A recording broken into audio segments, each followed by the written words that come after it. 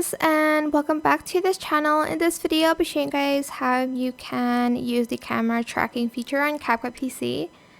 So this is a pro feature. Select it and select the place you want to track. I'm just going to select the person's face, for instance, and I'm going to select start, and it's just going to process.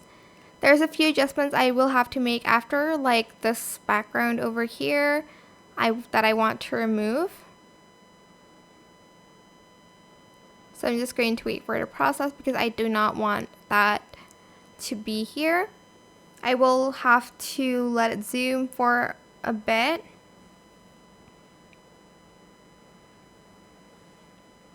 As you can see here, I'm just going to select fit to canvas.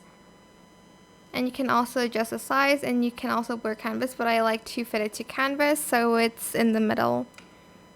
And that is it. I hope this tutorial is helpful for you guys. Don't forget to like, comment, share. Also subscribe to this channel if you haven't done that already. If you have any more questions about this video, just leave it in the comment section down below. I will try my best to answer them all for you guys. And if you found this video helpful, please click the thanks button as well. Thank you so much for watching. Bye!